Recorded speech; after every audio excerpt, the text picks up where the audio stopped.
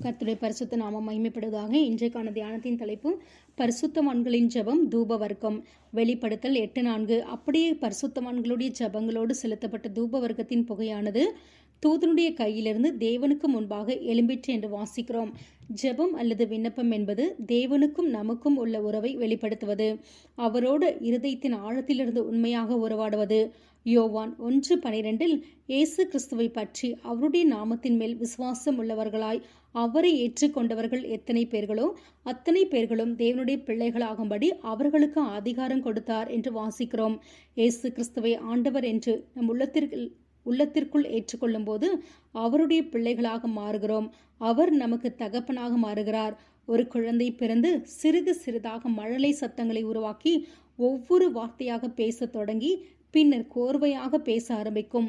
மற்றவர்களுக்கு அந்த குழந்தை என்ன பேசுகிறது என்பது புரியாவிட்டாலும் குழந்தைகளின் தாய் தகப்பன்மார்க்கு தன் குழந்தை என்ன பேசுகிறது, அதற்கு என்ன தேவை என்பது நன்றாக புரியும். ஆண்டவராகிய இயேசு கிறிஸ்துவை ஏற்றுக்கொண்டு ஜெபிக்கும் ஒவ்வொரு ஜெபங்களும் குழந்தைகளை போன்ற ஜெபங்கள். அவை அதிகமான வார்த்தைகளை கொண்டிராவிட்டாலும் அவைகளை இயேசு கிறிஸ்து கவனமாக செவிசாய்த்து கொண்டிருக்கிறார். அவர் இந்த உலகத்தில் வாழ்ந்த நாட்களில் எப்படியெல்லாம் ஜெபிக்க வேண்டும் என்று இயேசு கிறிஸ்து தாமே நமக்கு ஒரு மாதிரியாக வாழ்ந்தார். இரவெல்லாம் ஜெபித்தார், அதிகாலையில் ஜெபித்தார், சாயங்கால வேளையில் தனிமையில் ஜெபித்தார், சீஷர்களோடு குழுவாக ஜெபித்தார். நமக்கும் ஜெபிப்பதற்கான மாதிரியை எழுதி கொடுத்துள்ளார். முழு இருதயத்தோடும் முழு ஆத்மாவோடும் ஏறெடுக்கும் இத்தகைய விண்ணப்பங்களின் பலிகளாக கர்த்தருடைய சமூகத்தில் அங்கீகரிக்கப்படுகிறது. வேதத்தில் அநேக பலிமுறைகள் குறிக்கப்பட்டுள்ளது. இயேசு கிறிஸ்து பஸ்காவாக நமக்காக பலியிட்டபடினால் இனி நமக்கு பலிமுறைகள் அவசியமில்லை. அதற்கு பதிலாக நாம் ஏறெடுக்கும் விண்ணப்பங்கள் விலையேற பெற்ற பலிகளாக பரலோகத்தில் கர்த்தருடைய சமூகத்தில் கருதப்படுகிறது. தாவீது தன் பலவிதமான சூழ்நிலைகளை ஏறெடுத்த ஒவ்வொரு விண்ணப்பங்களும் ஆவியானவரின் துணை கொண்டு பாடல்களாக எழுதியுள்ளார். இன்றைக்கும் அவைகளை வாசிக்கிற, தியானம் செய்கிற, அறிக்கை செய்கிற ஒவ்வொருவருக்கும் அவைகள் மிகுந்த ஆசீர்வாதத்தை கொண்டு வரக்கூடியவைகளாக இருக்கிறது. சங்கீதம் 141:1-2 வரை உள்ள வசனங்களில், கர்த்தாவே, உம்மை நோக்கி கூப்பிடுகிறேன், என்னிடத்தில் வர தீவிரியும். நான் உம்மை நோக்கி கூப்பிடுகையில் என் சத்தத்திற்கு செவி கொடும். என் விண்ணப்பம் உமக்கு முன்பாக தூபமாகவும் என் கையெடுப்பு அந்தி பலியாகவும் இருக்க கடவது என்று இந்த விண்ணப்ப சங்கீதங்களை தாவீது தொடங்குகிறார். மோசேயின் நியாயப்பிரமாண முறைமை பரலோக ஆசரிப்பு கூடாரத்திற்கும் அங்குள்ள ஆராதனை முறைமைகளுக்கும் ஒத்ததாக இருந்தது என்று பார்க்கிறோம்.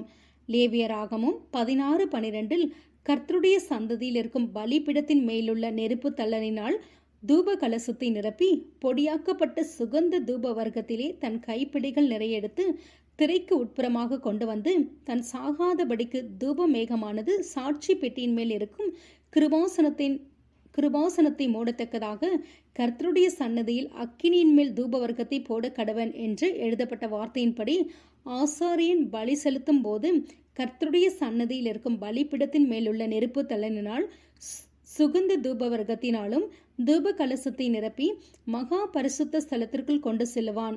இது நியாயப்பிரமாண முறைப்படி ஆசாரியன் செய்தது. அதற்கு ஒத்ததாக காணப்படும் பரலோக பலிப்பிடத்தை யோவான் தரிசனமாக கண்டு எழுதுகிறார். வெளிப்படுத்தல் 8:3-4 வசனங்களில், வேறொரு தூதனும் வந்து தூபங்காட்டும் போர்க்கலசத்தை பிடித்து பலிப்பிடத்தின் படையிலே நின்றான்.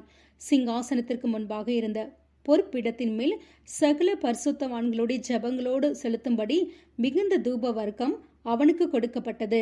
அப்படியே பரிசுத்தவான்களுடைய ஜெபங்களோடு செலுத்தப்பட்ட தூப வர்க்கத்தின் புகையானது தூதனுடைய கையிலிருந்து தேவனுக்கு முன்பாக எழும்பிற்று என்று இந்த வல்லமையான வார்த்தையின் படியாக நம் வாயிலிருந்து பிறக்கும் ஒவ்வொரு வேண்டுதல்களும் விண்ணப்பங்களும், இருதயத்தின் ஆழத்தில் அந்தரங்கத்தில் நாம் ஏறெடுக்கும் விண்ணப்பங்களும் வேண்டுதல்களும் தேவாதி தேவனுக்கு முன்பாக இருக்கிற பலிபிடத்தின் தூப கலசத்தை நிரப்பிக் கொண்டிருக்கிறது.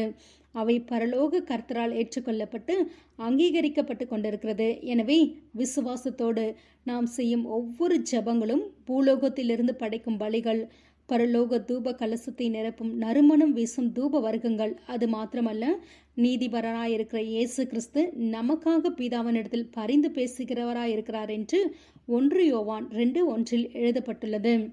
இந்த கடைசி காலத்தில் சத்ருவாகிய பிசாசானவன் கர்த்தருடைய பிள்ளைகளுக்கு விரோதமாக போராடி அவர்களை ஜெபிக்க விடாதபடி மனசோர்வு, தூக்கம், கவலை, போராட்டம், ஜெபங்களுக்கு பதில் வர கால தாமதம் ஆகிறது என்ற சலிப்பை கொண்டு வந்து நம்மை ஜெபிக்க விடாதபடி தடை செய்கிறான்.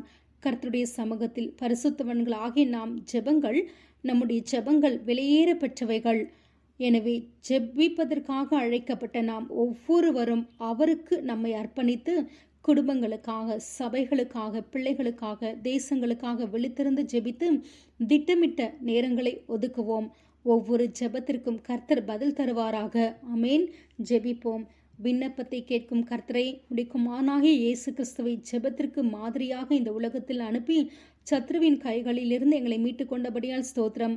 பரலோக பலிப்பிடத்தில் எங்களுக்காக பரிந்து பேசி விண்ணப்பம் செய்யும் இயேசு கிறிஸ்துவே, எங்களுக்கும் ஜெபங்கள் உம்முடைய சமூகத்தில் அதிபதியாக எங்கள் கையெடுப்புகள் தூபமாக பரலோகத்தில் அங்கீகரிக்கப்படுவதற்காக ஸ்தோத்திரம்.